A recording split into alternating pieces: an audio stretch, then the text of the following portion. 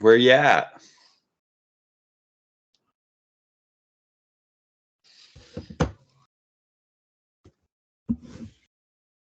I'm right here, dummy.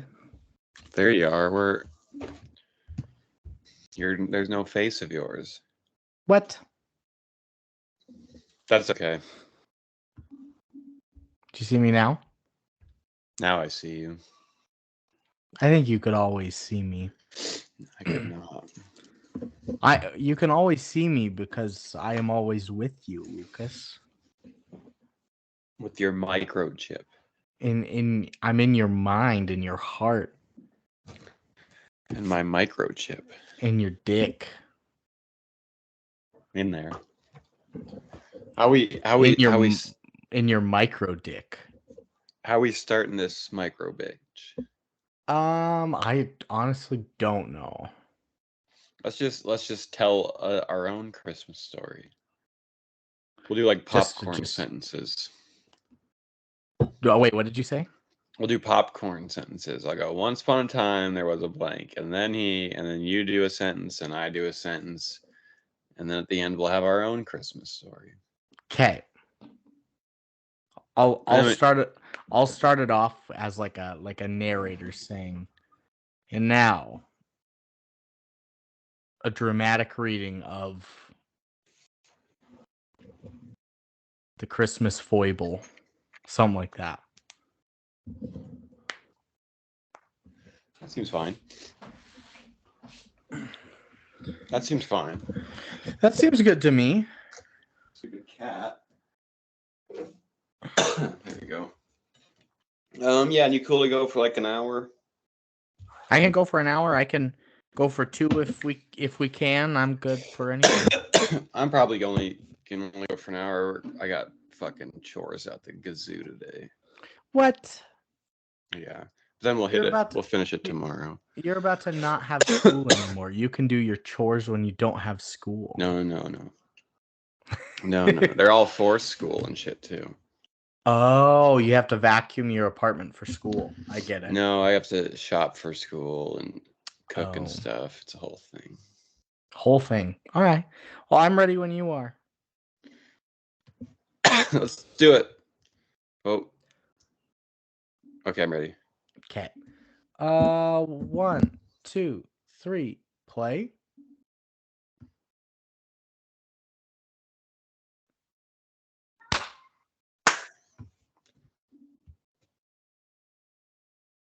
Get ready, children, for the dynamic duo bringing you a dramatic reading of 1784, A Christmas Massacre. Once upon a time, there was a young British boy set off for adventure. And this British boy ended up in what is now known as Algeria. Immediately in Algeria, the boy had a brown paper bag put over the top of his head. His hands were handcuffed. His legs were bound. He was thrown into the back of a van. And it's crazy that it was 1784 that they had vans, but that is 100% correct. It was carried by camels. Carried by camels, the then time van, all the way up to a herd of giraffes. The giraffes, believe it or not, were heavily armed to the teeth, swords, rifles, what have you, and they demanded payment for the boy. But luckily, the British man traveled with many gold doubloons, and he was able to give the giraffes their treasure that they were looking for in exchange for a surplus of black tar heroin. And thus, the little British boy was sold into sexual slavery for the rest of his life. For the giraffes would have their way with him. And that is A Christmas Story.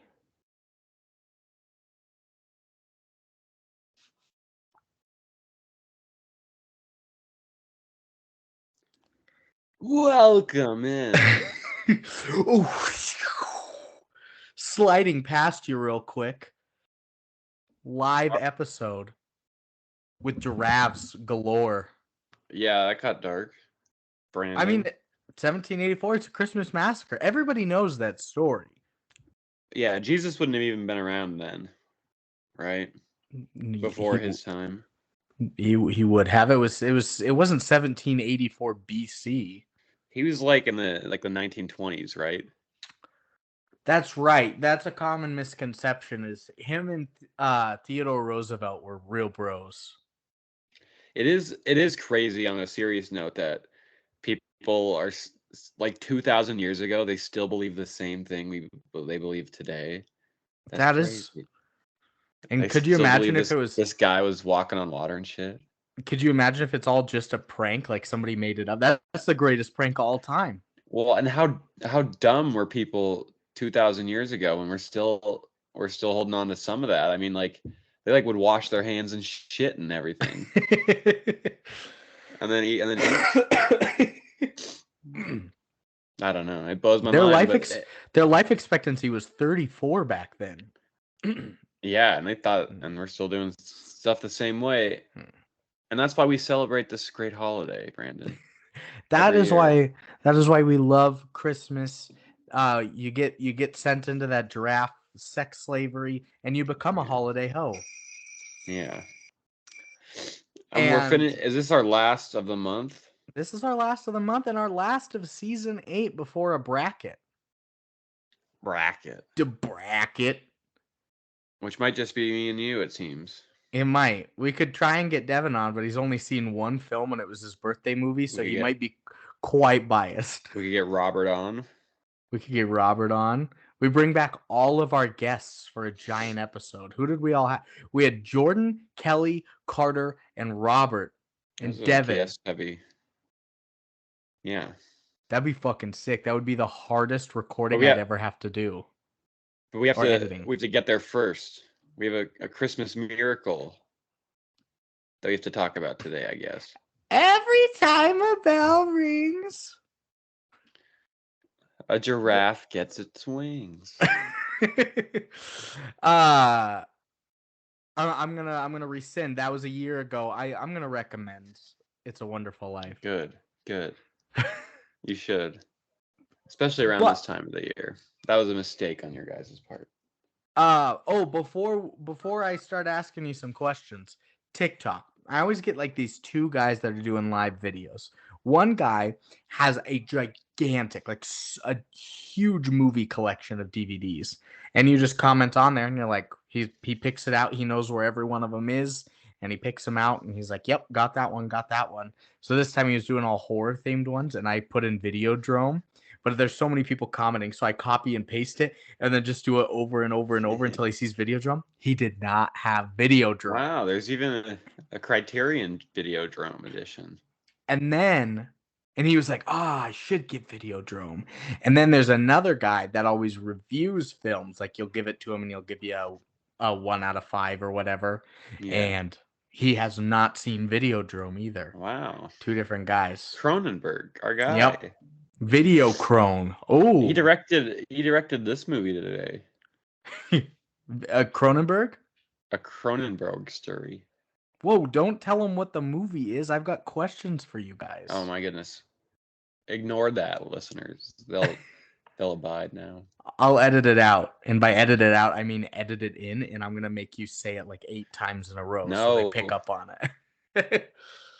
But I do have questions for you. Okay. First question. You like Scut Farkus? I do like Scut Farkus. What a villain. What a name, too. He has some great Midwestern names in this thing. Next question. Yeah. Do you like Red Ryder BB guns? I do. I think I had a BB gun at one point as a kid. I never did. Just like these guys. Oh, yeah. I think my uncle gave it to me. I never had a BB gun or a pellet gun or a airsoft gun or a they just gave you the 9mm right when you turned 10. Yeah, they gave me an RPG. Yeah, it was crazy. They said, "Be careful, honey." Family. Oh no, I might have had a pellet gun like when I was older from my great grandpa's house. And a slingshot from his house. My last question for you. Do you like Christmas films? Not really, Me but either. it gets you in the mood for It does. Christmas. And Yeah. this is a masterpiece episode. And once again, looking back at like other masterpieces when we've done rom-coms and space and uh horror films, Yeah. those masterpieces seem better than these masterpieces. I agree. Because the genre just kind of keeps you limited in what you can and can't do. So, but with that, if you've answered yes to liking Scut Farkus, Red Ryder BB guns, or Christmas movies, you've come to the right place. This is the Brandon, the Lucas, and the boy, and the Jinjo probably. He's probably somewhere in there. He is. He is. He's sitting nice down there. Oh, good. He won't be a problem. He'll be on the keyboard eventually, is my guess. No, he won't be a problem. Oh, good. And because you gave him so much ketamine. Ketamine.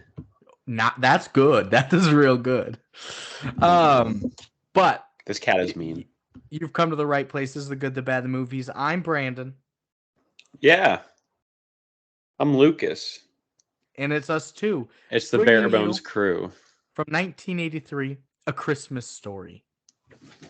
Hey. Yeah, the cat's going crazy. He's gonna step on the air conditioning button in a second. And turn it on? Yeah. Speaking of ketamine, the other day at work, a lady came up and she was getting some meds, and it's like lorazepam to help with anxiety. Yeah. Help you sleep? He was like, no, it's very addictive. It's not actually supposed to be used for sleep. There are other sleep things that you should use first. And he was like, so I would not recommend this for sleep. And I was like, she really asked the best thing for sleep? Because I'm telling you, there are way better things. I was like, lethal injection, that's a good thing for sleep. That'll help. Yeah. Some rocuronium, some phenobarbital, some get hit really hard in the head with potassium. a barrel. Yeah, that'll knock you out. That's a good sleep. Sleep aid. That's what sleep aids were in the olden days. You get hit hard. Just a barrel to the head. But before we get into it, I'm not drinking beer. Hey, Ginge. Is Jinjo drinking beer? He is. He's got a pale ale. Oh, nice. From what region?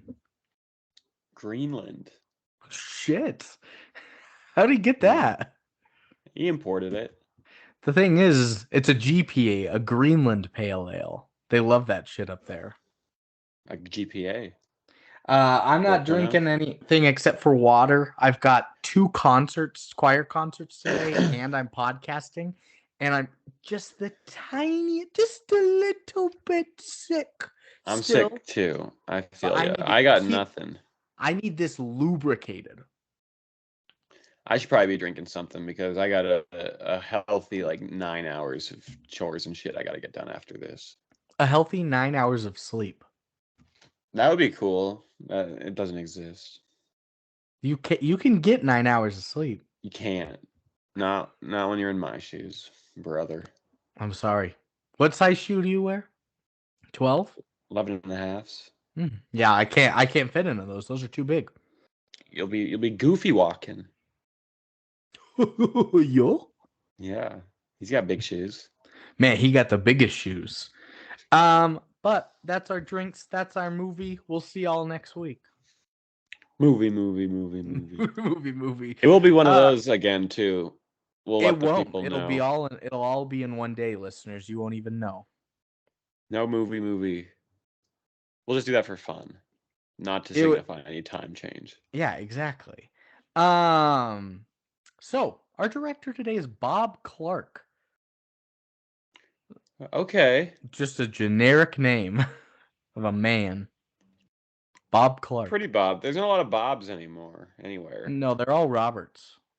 Or Bobby. Robbie. How does Richard turn into Dick? How is that? I don't know. I don't know how John turns into Jack either. That one doesn't make sense. Or Charles into Chuck. Yeah. None of those make sense. It's not shortened or anything. Richard the Dick? And who would choose to go by Dick? People used to don't give a fuck. I guess so. They used to not give a fucking dick. They used to be named like Clarence and stuff too. I know. Ugh. Imagine. Yeah. Seamus. Ugh. Oh, that's white. That's Irish. But Bob Clark, he's done a couple things. He's done She-Man, A Story of Fixation. I love it. He's done Children Shouldn't Play with Dead Things. He's probably right on that account. He did Dead of Night. He did Black Christmas. Yeah, I saw that. Another Christmas themed movie. He did Murder by Decree. Porky's 1 and 2. Yeah, he's a Porky's guy. Loose Cannons. He did Baby Geniuses and Super Babies Baby Geniuses 2, which are notoriously some of the worst rated films of all time. He did The Karate Dog. That sounds good. That sounds like something we would do on here. And Blonde and Blonder. Okay. So I kind of wanted to do like the Baby Geniuses on this show, but the Christmas ones seem to be the highlights too. Yeah. What movie? And what year did this come Porky's. 83. Wasn't this? Didn't we do? I thought we covered something at some point that shared the Best Director win with Bob Clark for this movie in the year 1983. It was something insane. It was like it was Videodrome or something. No, I don't remember that. You keep going forward. I will look it up. You look it up. Then writers, you've got a writer credit for Gene Shepard as well, and he's also done like one episode of a few TV shows. Nothing super crazy. Yeah. Lee Brown, but Lee spelled like my mother's middle name, Leigh. So like slave, but with no S. Hate that. And they've only written My Summer Story besides this. So A Summer and a Christmas one. And then Bob Clark wrote this as well. He has the same major stuff for writing as well as directing, except he did not write the Super Babies, Baby Geniuses 2, but he just for hire there. Did write Pimpin' Pee-wee. And I don't know if that's a Pee Wee Herman kind of thing. It probably is. But he got pimped it might for be terrible. He did get pimped, like Pimp My Ride, but they pimped up Pee Wee Herman. It looks like you found something. I'm trying to find it. It was for the Genie Awards, the Canadian Awards, 1983 Genie Awards. Hold on. Okay, I want to say it was something really weird. Videodrome 83. That is around Videodrome's time. They were droming here. I could look through all my scripts and sort by written date of movies. Yeah, I did find it. I was right. So Bob Clark and David Cronenberg shared the win at the 5th Genie Awards for Best Director for A Christmas Story and for Videodrome. That's crazy. That's crazy that you remembered that too. Yeah, we'll talk about that later, but equally strong, equally artistically driven directors. Yes. And then a cast. Good old Peter Billingsley is little Ralphie. Did he go on to do other shit? I think so. Okay. He's just Ralphie though. I know that name. Melinda Dillon, you got Darren McGavin, Hot. Scott Schwartz, Gene Shepard, the writer. He is the narrator of Adult Ralphie. Oh, good. Ian Petrella, Teddy Moore, R.D. Robb, and Zach Ward. Yeah, there's no like fucking Leo in there. What's up with that? There's no Leonardo DiCaprio. You would think he would be in this, but he's not. So did they not even want to call him? I swore that I swore Anya Taylor-Joy was going to be in this film, and she wasn't. She's everywhere. You're right. She is everywhere. I want to see Furiosa pretty badly now. That looks fucking cool. That's gonna be so cool.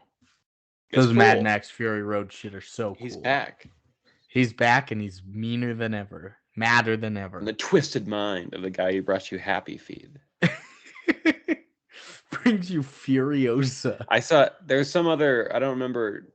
I think John Krasinski wrote and directed something new that's coming out, but there was like a ad for it, and I saw it on Twitter. It was like from the twisted mind of John Krasinski, and it's like, what the fuck? From the twisted mind of Jim from The Office, the most normal guy ever. Exactly, and it's, I mean, because he did A Quiet Place and A Quiet Place too, but other than that, I think it's A Quiet Place, maybe the prequel or something. But yeah, from the twisted imagination of Jim from The Office. That's so funny.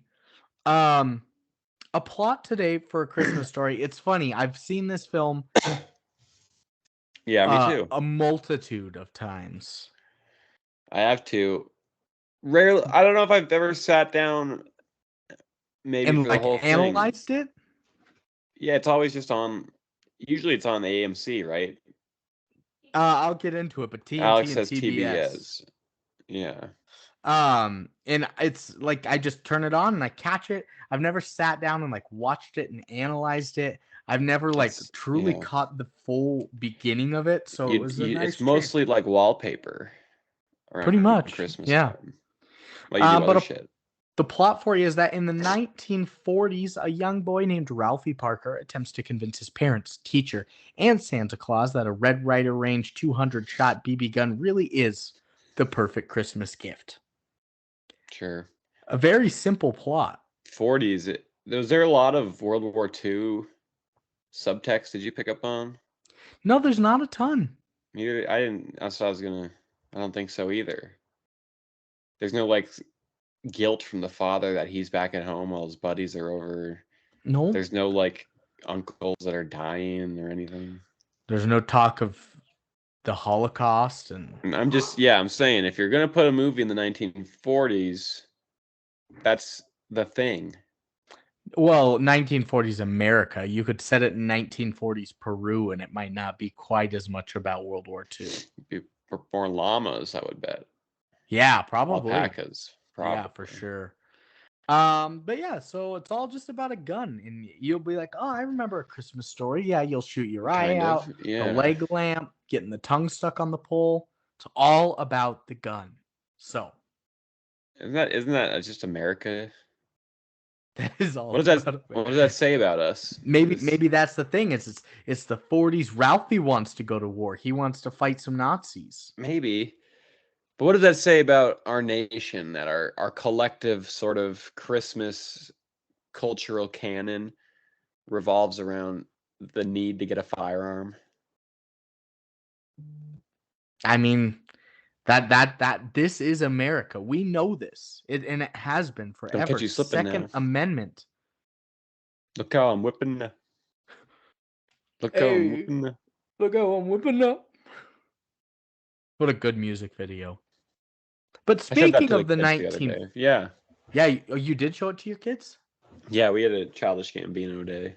Nice, that's a good one.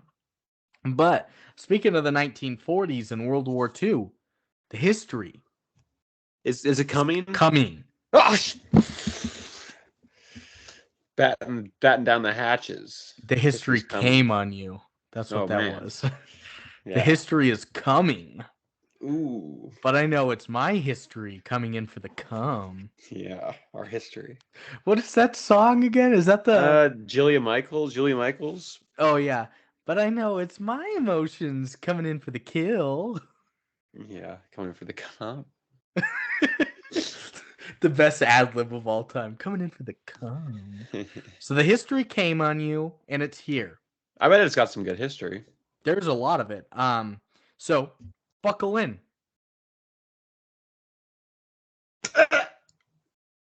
Good buckle. It was like a roller coaster when you're really strapped in, impaled in. A Christmas Story is a 1983 American Christmas comedy film based on Gene Shepard's semi-fictional anecdotes in his 1966 book, In God We Trust, All Others Pay Cash, with some elements from his 1971 book, Wanda Hickey's Night of Golden Memories and Other Disasters. 3 of the semi-autobiographical short stories on which the film was based were originally published in Playboy magazine I between heard that. 1964 and Well, 1966. it was a pretty ripe ground for American short fiction for a long time. Mm-hmm. Playboy was. It And then wasn't they just all a lot nudies. of titties too. Yeah. Yeah.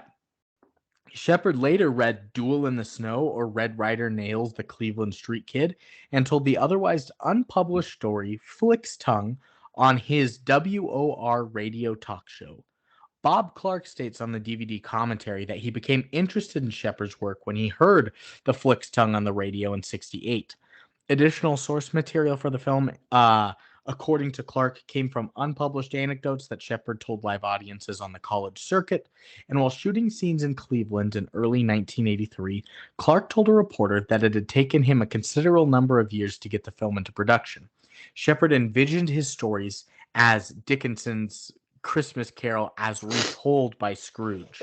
So, the adult Ralphie reflecting back on his life.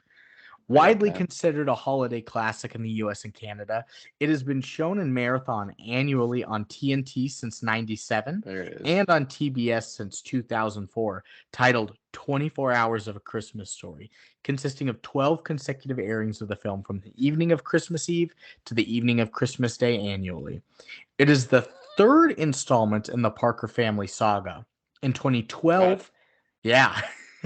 In 2012, it was selected for preservation in the United States National Film Registry by the Library of Congress for being culturally, historically, or aesthetically significant. And the film spawned 3 sequels. The first, entitled It Runs in the Family, also directed by Clark, which was released in '94. The second, entitled A Christmas Story 2, which was released straight to DVD in 2012. And then the third sequel, coming in 2022, A Christmas Story Christmas, was released on Dumb name. HBO Max and features most of the original cast returning and reprising their roles. Dumb name. So what's the deal with it being the third installment of the Parker family? I have no fucking clue. I don't either. But that's some old timey shit too of how to make movies. You listen to this old guy tell stories on a college circuit, and let's put those in a movie. You catch him on AM radio on his war radio talk show. Yeah. That's the 60s for you, baby. This really is a cultural. I think that might be part of why this movie is so revered too. Is it's such like a cultural artifact of like 1960s, 1940s, all that values, how life is, how it was lived, etc. For being based in 1983 and being just kind of like this small kind of Christmassy film, they really captured 1940s lifestyle really well with the production design. Yeah, like sort of the pre-Kennedy America transformation. Even pre-Eisenhower and pre-Truman and... Yeah, but I mean, I would think Kennedy is probably the shift. The catalyst that changed things. Around that time, yeah, the 60s were what brought it in. Also, I'm glad you said A Christmas Story Christmas is a dumb name, because that is stupid. It's a dumb name. It's already it's implied. Or High School Musical, the series. Also dumb, yeah. So, a bunch of history. It's came, it's gone. You're cleaned up from all the cum. I'm conquered. The history conquered. It came and conquered. And that means it is budget time. Can you guess the dime? I wish he would have remembered that when he came on again. It's funnier that he didn't almost. It is true, but we should invite him back. We should. He could be a rotating guest while things are in the interim with Seth. Yeah. He's doing music, guys, we learned last night. Yeah, that's cool. Writing songs. He gave up our medium for his own medium. We miss him. We love you, Seth. Devin, we love you. Yeah, no, I'm joking. We do love Devin. We're guessing a budget? We're guessing a budget. Of the movie. Both of us are. You too? Yeah. How? I'm just gonna guess it. You cheat. But all my points go to you. I don't want them if they're earned that way. I'll guess 1983. I'm gonna guess 100 million. Family drama. I'm gonna guess. He said he had $4 million. You're so close. It's 3.3 million. Ooh. I knew it was gonna be. I mean, that's about what I thought. Yeah, if I were actually playing, I probably would have guessed like 8 million. But yeah, so 3.3. Canadian. Also a little bit weird that he's Canadian. Is he Canadian or is this just a Canadian production if it won the Genie Award? I don't know. I don't really know much about this the is Genie Awards. Pretty heavily American coded. Yeah. Let me look that answer up. Actually, I better not look up the budget information. Let's come back to Because it's this. all Come back you've to the got nationality of Thanksgiving, it. you've got the Oldsmobile stuff, you've got growing up in Cleveland. They talk about the Bears games and the White Sox. So if this is a Canadian production, it's a little inauthentic then. Yeah. Opening weekend? May I ask when the movie was opened? I will tell you that right now. Actually, it won't be right now. Been helpful. It will be very shortly. What if you ask this? What if you ask this kind of question on like something else? Like when we did Battleship, when was this released? Yes. Release date November 18th. Okay, that's a little suspect. So I'm gonna go low then. I'm gonna say $2 million. I'm gonna say $62 million. Good guess.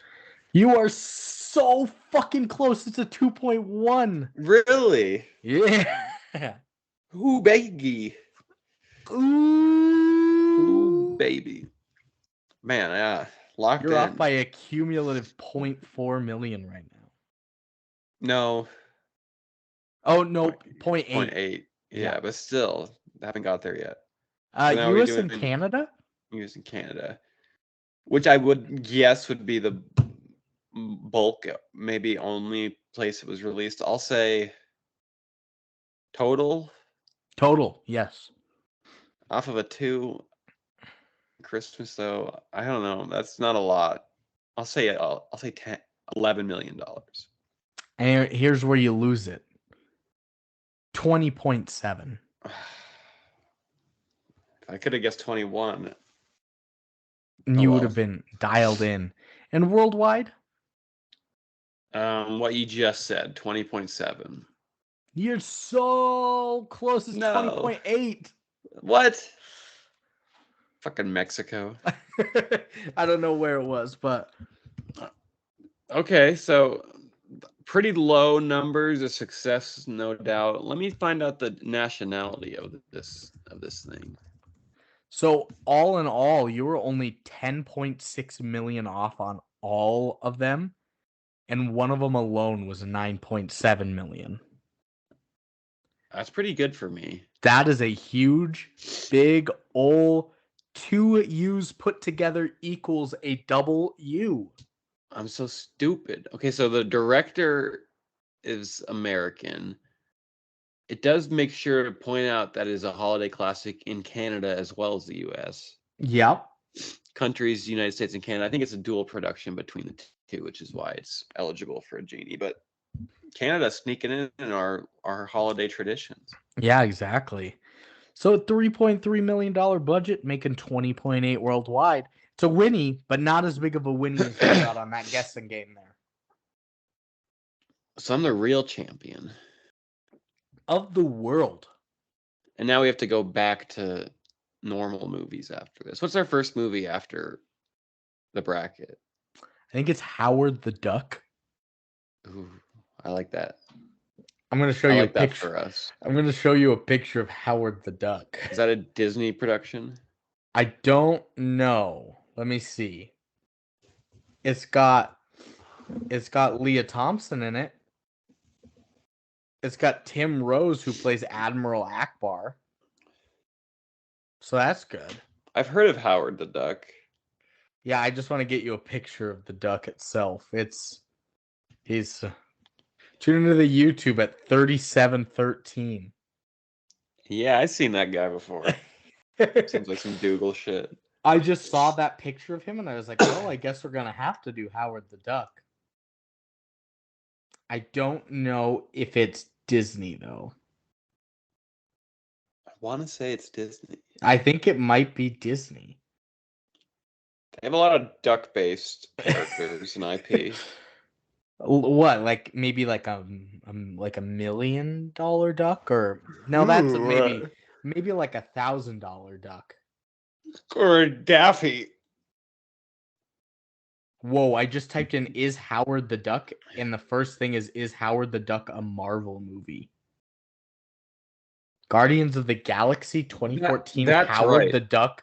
I think Howard the Post-credit Duck is a scenes? Marvel character. I There's think that's no what it is. fictional universe, Marvel universe.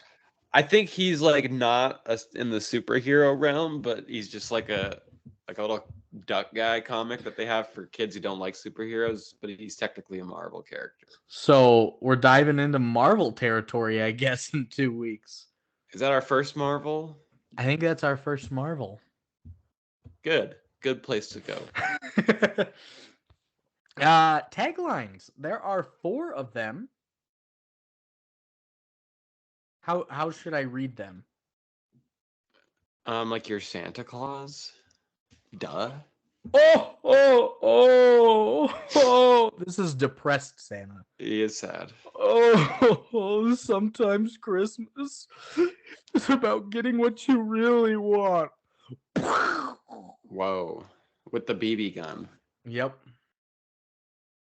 Could you actually shoot your eye out with one of those? Probably. Yeah, I mean, if you put it right up to your eye. Or would your eye blink right in time instinctively? I think the eyelid is so thin, I think a BB gun at point blank could tear through your eyelid. Okay. Well, what about the eyelashes, Brandon? I didn't take into consideration the eyelashes might save you. They're But if made you of have a textile strength that rivals Kevlar. and Once spider's braided together. web. Yeah.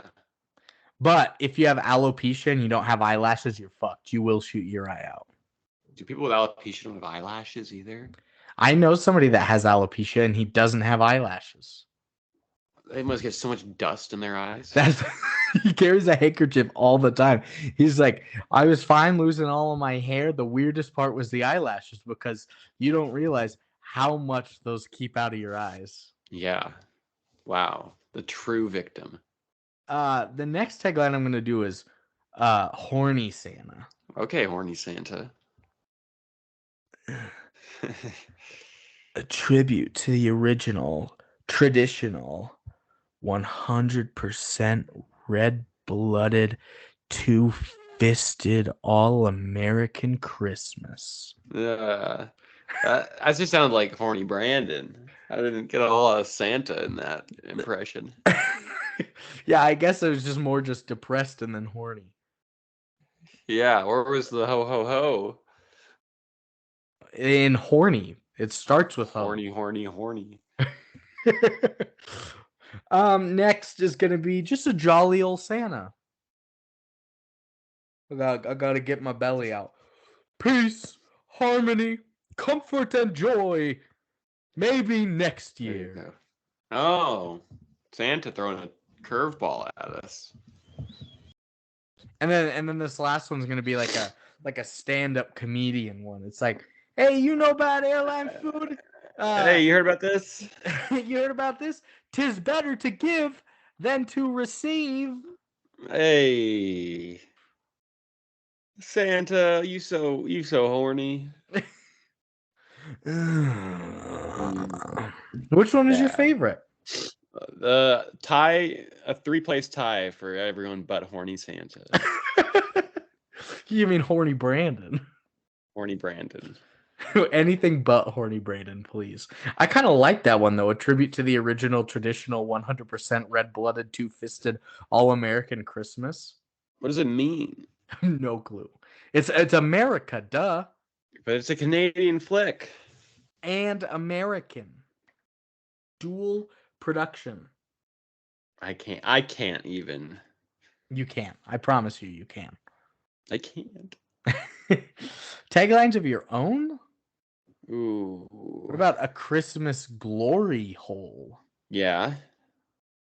Far kiss from a rose. I thought you Far were gonna kiss from say. a rose. I thought you were gonna say for kiss my ass. No, I would never. You would never do that. That's crass. Um, you'll Yeah, I was thinking that too. you'll tide log. No, I Oh, was I gonna was say like going,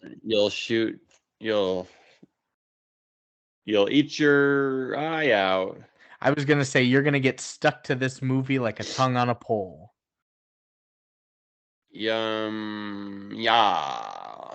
Yum ya. Yeah, that's good. I really like yum ya. It's like, yeah, Young Thug doing the tagline for it. I was trying to think of one more thing with like leg in it.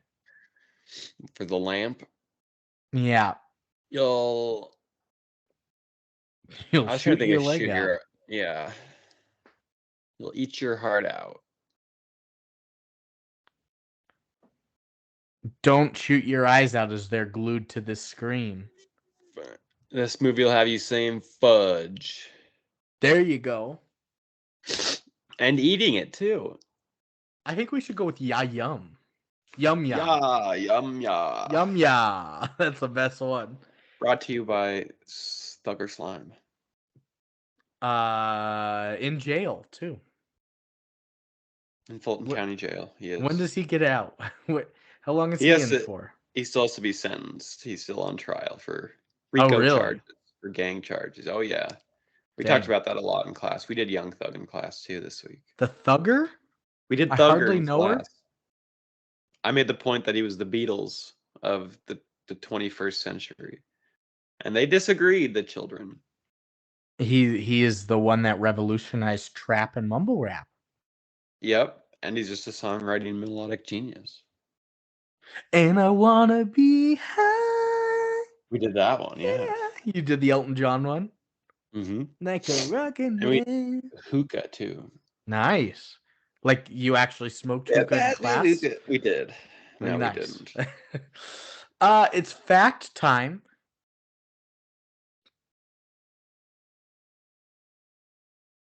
We could do obviously a Christmas fact. You could do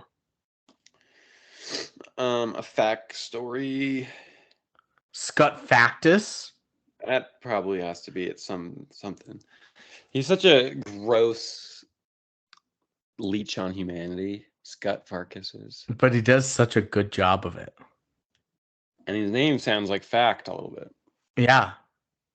Scott Factus. Yum ya facts. Yeah. But that's more of a tagline, so We could do Scott Factus. I think in the Scut house. Factus in the house is what we're gonna have to do. It fits, it's topical, it's good, it's evil. Sometimes you gotta go right down Main Street. Not everything can be a Bart. Sometimes it's Scut Factus. In the house.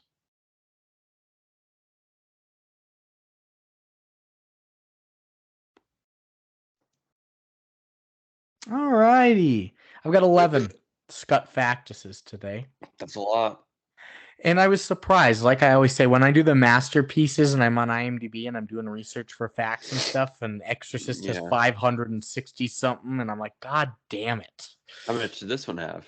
Only, I think, 78, I told Marina. They are pretty popular, I bet. I mean, it was a that's still a ton. That's a lot. But yeah. First one, for the scene in which Flick's tongue sticks to the flagpole, a hidden suction tube was used to safely create the illusion that his tongue had frozen to the metal. Oh, that's intense. It's probably a good chunk of their budget. The hidden suction. They could have just had his tongue get stuck and have hot water nearby. It'd be fine. They didn't know how to get it unstuck. It does look realistic though, yeah. It was really good. Next, Darren McGavin, who played the old man, the dad, ad-libbed the profane rants while fighting with the furnace. He said he speaks gibberish the entire time because it was almost impossible for him to ad-lib angry words without using actual profanity. He did this in order to ensure the PG rating. That was good. Yeah, I mean, every kid knows their dad's profane rants amount to little more than just yeah. And I mean, I like it. Like I said, it keeps the PG rating, but it's also like these words are so obscure and unknown to the kids that it is a literal gibberish coming out.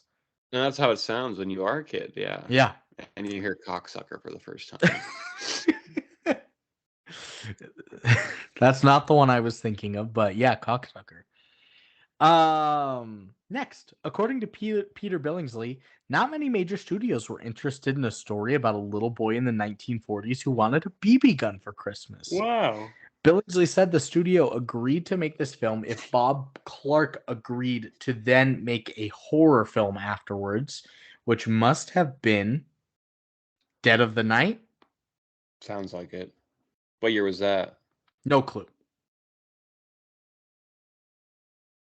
That's just a guess, though. I mean, even back then, the horror movies were the money makers, so it was like a one for you, one for me. And the one for me turned out to be a holiday staple. The money makers back then were the horror films and the Marvel movies. Howard the Duck movies. Yeah. Next one is that in 2005, the 19th century Victorian home used for the exterior shots of the Parker family home was put up for auction on eBay. Weird. The Cleveland, Ohio home was purchased for $150,000 by an avid fan of the film named Brian Jones. Jones then spent the following year restoring the home to the way it looked on screen. The exterior was completely restored and the interior renovated to match the interior of the home shown in the movies. On November 25th of 2006, the home finally opened its doors as a tourist attraction, and Jones spent close to $500,000 in preparation for this grand opening. Wow. In addition, he also purchased the house across the street and converted it into a gift shop and museum dedicated to the film and the house. Gee, I doubt he broke even. This man is a super fan. To buy the house for $150,000 is pretty cheap back then. That's a good, or in 2005, that's a good purchase. That is. And then the resulting renovations, maybe not so much. Yeah. And I don't know if people are lining up to go to the Parker family home from A Christmas Story as much as they are like the Anne Frank home, you know? I mean, we went to the Field of Dreams house in Iowa. That was a pretty big deal to my dad. Yeah, but there's probably less things to do in Iowa than in Cleveland. Yeah, Browns game, Rock and Roll Hall of Fame, Kid Cudi LeBron James. That's about it. There's 4 things above it, though. Yeah, so Iowa, you got corn. You got a maze. You got the Field of Dreams house. Are you talking about a corn maze, or are you talking about maize, which is also corn? Yeah, corn maze. And then you have maize as well. And maize. Wow. A corn maze is just redundant at that point. That is. That's fucked up. Do people know about that? If you're ever in Idaho, do corn. Iowa. That's what I meant. If you're in Idaho, do potatoes. Do corn if you're in Iowa. If you need a 5th thing to do and you're in Cleveland, this house. It's there for you. And the resulting gift shop, too. Yes. And museum. Yes.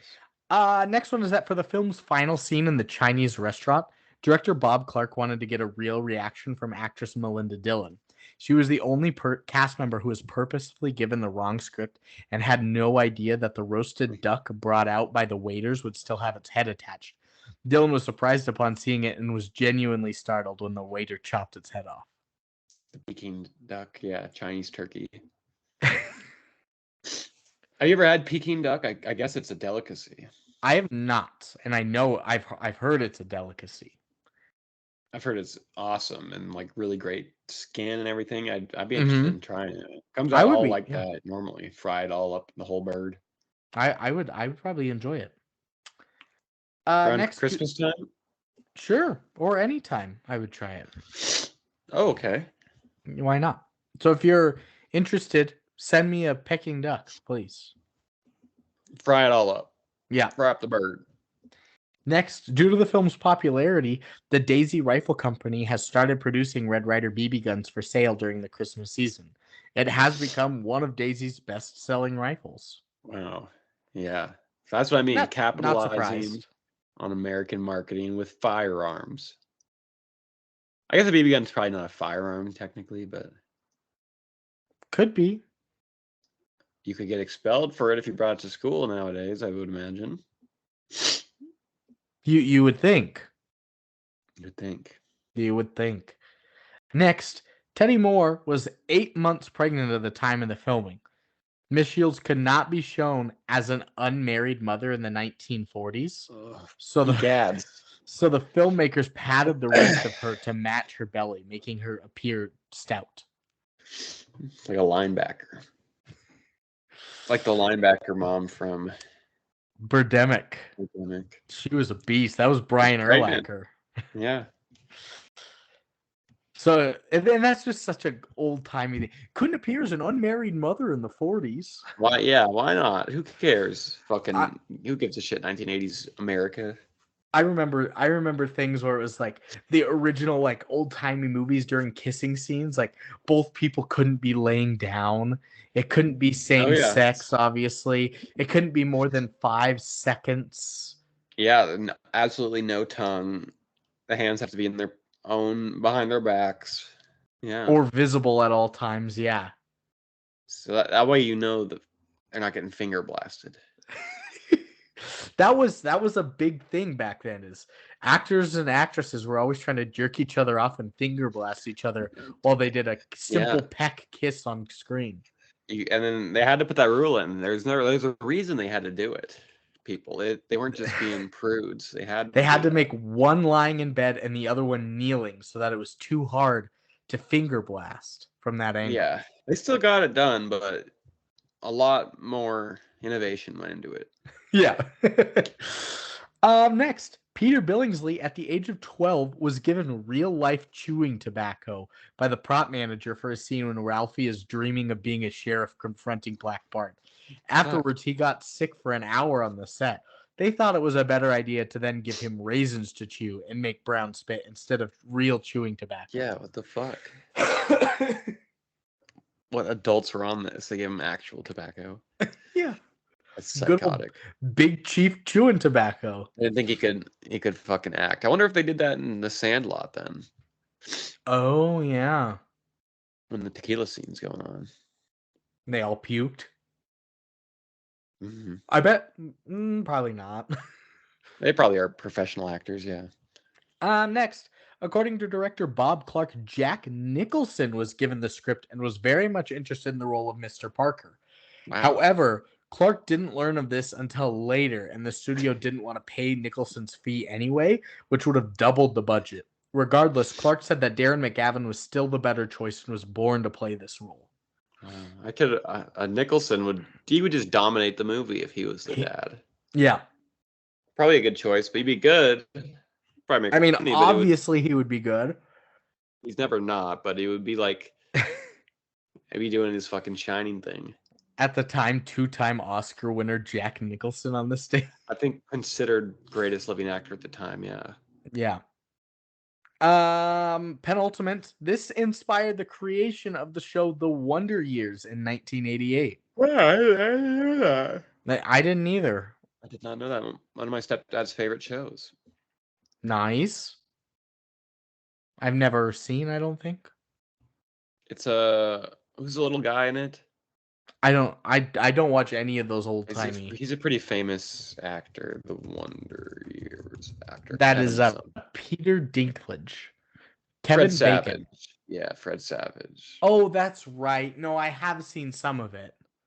Ben Savage's brother from Boy Meets World. Sure.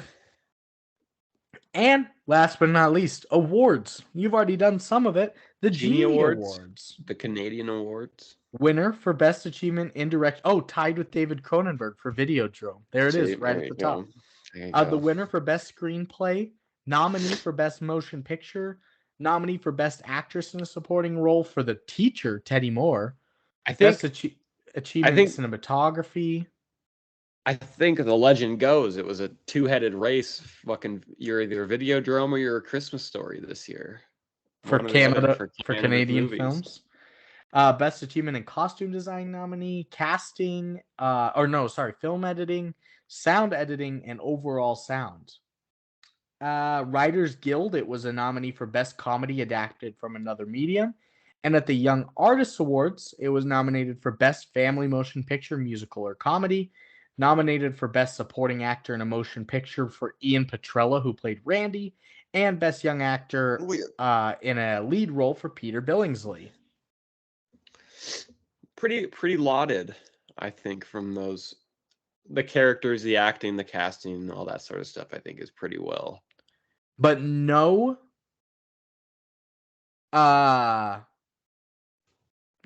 actual yeah, exactly. No Oscars in there. No Just Oscars, Genie yeah. Awards. Yeah. It would be a surprise, I think, if a movie like this got nominated for some Oscars. Yeah, I would think so too. I'm looking at what was nominated that year because no Videodrome either. At the 84 awards. What was the best picture? Let me guess. It's not Platoon? Nope. Chariots of Fire? Nope. I don't know. Terms of Endearment. Oh, okay. But I don't know a lot of these. I only know one other one. The other ones nominated were Tender Mercies, The Dresser, What? The Right Stuff, I've heard of that before. and The Big Chill. I've heard of that before, okay. But I've never seen any of them. Weak year, yeah, jeez. Fucking Videodrome should have won it. No shit, yeah. Videodrome rocks. Videodrome fucks. We'll bring that up time and time again. Yeah. That's gonna end it for our Scut Factus. Scut Factus, right down the middle. Nicole Kidman is shooting her eye out. It's her leg is a lamp. Oh, they cut off her leg. And now they made it sold it as a lamp. Honestly, I bet that could sell well. I'm sure, yeah. Nicole Kidman's leg. And now she's just like the knight from Monty Python, the Black Knight. She's just hopping around in one leg. She's, it's fine. I can still act. They didn't give her a prosthetic or a peg. They could have given her a peg leg, but that went all the way up to like the hip. Could you imagine a peg leg up to the hip? Whoa. Not just like a low thing like a pirate hat, like all the way up top. Nicole Kidman with a hip like peg leg, yeah, because her leg was cut off and sold as a lamp to perverts, probably. I would guess so. I'm more likely a pervert than a collector. Yeah, I'm thinking people are humping that shit like crazy, jerking off onto it. Who knows? Keith Urban might buy it. Buy it back for his lovely wife. He takes it with him on the road when he's touring, so he can still imagine having sex with his wife. As we all would. If any of our respective spouses, partners, wives, husbands, legs were cut off, this is an important question. Would you buy that leg back so that you could put it back on, but that you could fuck it? And yeah, I think so. As a turn on kind of thing. I think that's what's happening to Nicole Kidman's leg. Yeah.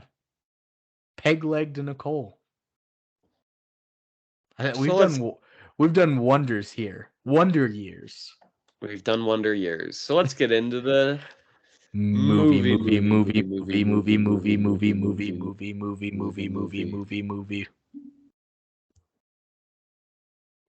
Nice. Setup. It works well when you have to split it, and the first half is half of it, and then the movie and chorus is the second half, and you can do that movie thing. It's not, and it's a good recording schedule, I think. Works out. All right. Plug in, motherfucker. There we go. Probably down tomorrow. Okay. Do you have practice or anything? Yeah, but I'll be back by 6, so we could probably do it at like 7 or something if you wanted to. Okay. Yeah, I'm off tomorrow, so I'll be good whenever. Have you put in any votes into the thing? No, I'll do Make that sure you today or during my prep tomorrow, maybe. try and get as many to all of them by Thursday. I could do that. That way, you and I can figure out our final fives on each of them. I can do that. And I will do what I did last time for Nicole Kidman's and fax names because I've got them all Okay, documented for winners. And then that would for be all nice. 16, and then we can just narrow it down. And I've got a running thing of tangents and running gags too that I can put in there, and we can narrow it down as well. Perfect. I Love also it. changed best voice actor to worst voice actor because Yeah, we didn't have really much that were a weak voice acting crop. besides Gooby and the Emoji Movies. Yeah, those should not be celebrated. You're right. So we're probably just gonna give that to James Corden for worst voice actor and call it good. Yeah, deal. Yeah.